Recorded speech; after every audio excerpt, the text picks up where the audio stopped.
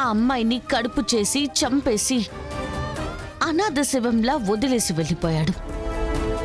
Suicide అని పక్కాగా plan చేసి కూడా వాడి ఫ్యామిలీ పోలీసులకి ఏకంగా పొలిటీషియన్స్ తోనే ఫోన్ చేయించారంటే ఈ కేసు మర్డర్ గా మారే అవకాశం ఉందని వాళ్ళకి అనుమానం వచ్చిందనే కదా. అవును కదా జడే, అందుకే కదా కేసు క్లోజ్ చేయడానికి సాధు సార్ని ప్రెషర్ చేస్తున్నారు. సాధు సార్ ఇలాంటి విషయంలో ఎవరు చెప్పినా న్యాయం వైపే నిలబడతారని డిపార్ట్మెంట్లో ఉన్న అందరికీ తెలుసు కదా కేడి. మరి అలాంటప్పుడు చంపిన వాడి ఫ్యామిలీ సార్కి ఫోన్ చేయించడం దగ్గర ఆగిపోతారా? కాస్త ఆలోచించు. ఖచ్చితంగా ఆగరు జడే. మరైతే నెక్స్ట్ ఎవరిని అటాక్ చేస్తారు?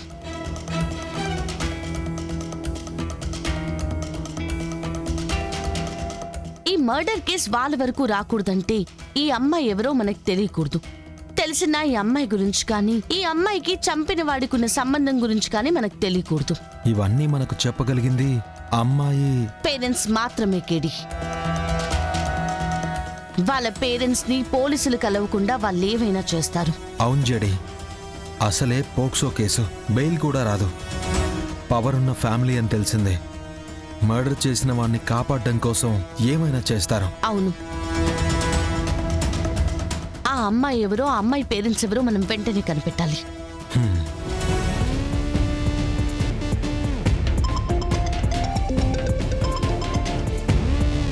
చెప్పరా, పద్మ తల్లిదండ్రులు దొరికారా? లేదు బాయ్, ఇద్దరు గంట ముందు ఎక్కడికో కంగారుగా వెళ్లారని పక్కింటి వాళ్ళు చెప్పారు బాయ్.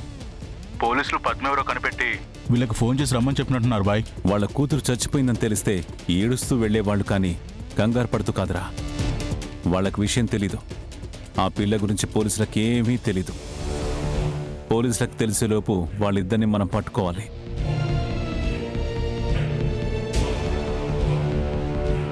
రేయ్, వాళ్ళు ఎక్కడికి వెళ్లారో నాకు అర్థమైంది. ఎక్కడికి వెళ్ళారు బాయ్? పొద్దున్న నుంచి కూతురు కనిపించకపోతే ఏ తల్లిదండ్రులైనా ఎక్కడికి వెళ్తారా? పోలీస్ స్టేషన్కి.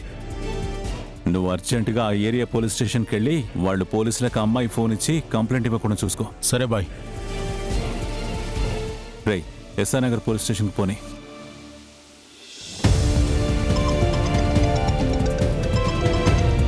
నీ పని మీదనే వెళ్తున్నాను మిస్టర్.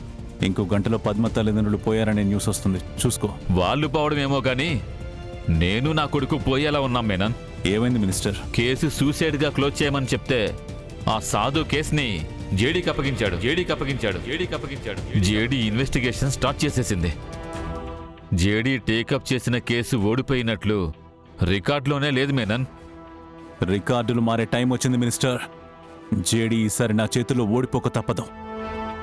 జేడీ పద్మ పేరెంట్స్ని వెతుక్కుంటూ వచ్చేలోపు వాళ్ళ చావుని జేడీకి గిఫ్ట్గా ఇస్తా. ఇప్పుడు ఇది నీ కొడుకు కేసు మాత్రమే కాదు, నేను జేడీ మీద గెలవాల్సిన యుద్ధం. నన్ను ఎంతలా టార్చర్ పెట్టింది. బతికుండగానే చావుని పరిచయం చేసింది. ఇప్పుడు జేడీకి ఓటమిని పరిచయం చేస్తా. దెబ్బ ఎక్కడి నుంచి ఎవరు కొడుతున్నారో తెలుసుకునే లోపు జేడీకి దెబ్బ మీద దెబ్బ పడుతూనే ఉంటుంది. ఈ కేసుని జేడీతోనే సూసైడ్ అని క్లోజ్ చేయిస్తా. సరే మేనన్, నా కొడుకు భవిష్యత్తుని నిన్ను నమ్మి నీ చేతుల్లో పెడుతున్నా. రేయ్, స్పీడ్గా పోనీ.